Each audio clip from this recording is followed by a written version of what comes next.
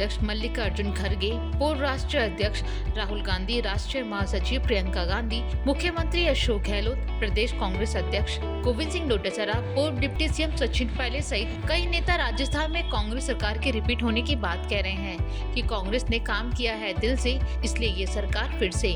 कांग्रेस ने ज्यादातर प्रत्याशियों की घोषणा भी करती है, लेकिन प्रत्याशियों की घोषणा के बाद भी ये बात उठने लगी है कि क्या सरकार रिपीट होगी या 5 साल बाद सरकार बदलने का रिवाज कायम रहेगा। अखिल भारतीय कांग्रेस कमेटी में वरिष्ठ नेता मधुसूदन मिस्त्री की अगुवाई में लोकसभा क्षेत्रवार सर्वे कराया। सभी 25 लोकसभा क्षेत्र प्रभारी लगाए गए। उन्होंने संगठन और चुनाव में उतरने वालों को बारीकी से अध्ययन किया और वहीं स्क्रीनिंग कमेटी के अध्यक्ष बनाए गए गौरव गोगोई ने बारीकी से प्रभारी द्वारा उठाए गए मुद्दों को समझा। क्षेत्र में हुए सर्वे का मुआयना भी किया। उम्मीद बनी थी कि इस बार कांग्रेस में बहुत सफाई से टिकट दिए जाएंगे, लेकिन मामला तो और बिगड़ गया।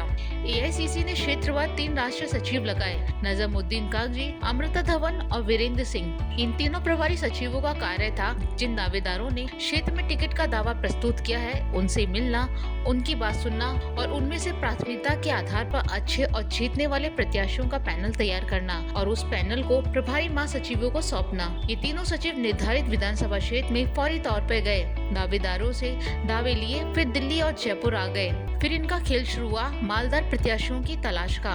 बाद में प्रदेश इलेक्शन कमेटी द्वारा पैनल तैयार करने पर इन प्रभारी सचिवों ने अपनी प्रभावी भूमिका शुरू कर दी। माना जा रहा है कि 35 से 40 प्रत्याशियों को टिकट उनकी अन्य सेवाओं के कारण दिया गया। इन प्रत्याशियों से 3 से 5 करोड़ रुपए तक की राशि की बात की गई और पैसा दिल्ली पहुंच गया। इनमें कुछ टिकट सीईसी की बैठक में बैठकर इन प्रभारियों ने क्लियर कराया। दिल्ली के दूसरे नेता इन प्रभारी सचिवों से बात कैसे मान गए, यह चर्चा का विषय बना हुआ है।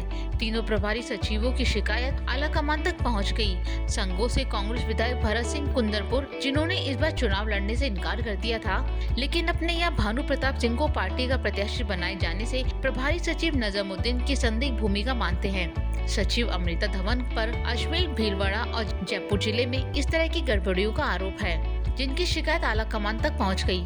सचिव वीरेंद्र सिंह ने भी पाली, मारवाड़, जोधपुर और जालोर में इस तरह का खेल किया।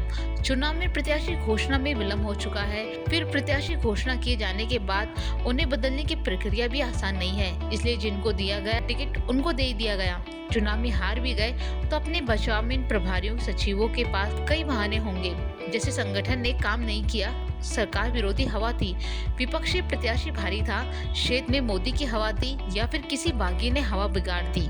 इन प्रभारी सचिवों को चुनाव से पहले संगठन और दूसरी गतिविधियों क्षेत्र को देखनी चाहिए थी, पर उन्हें तो मलाई वाले काम से मतलब था, जो उन्होंने बखूबी किया। चुनाव के वक्त कई क्षेत्र में इनका जाना मुनासिब भी नहीं था, क्योंकि कार्यकर्ताओं से नाराजगी थी, इसलिए ये वीआईपी दौरे पर नजर आएंगे।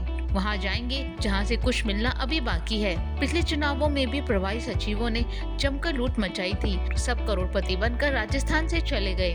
राजस्थान को 100 विधायक भी नहीं मिल पाए। इस बार भी जिस तरह से टिकट दिए गए हैं, मामला यहीं अटक जाएगा। अभी से यही कहा जाने लगा है। लोकवार्ता न्यूज, जयपुर।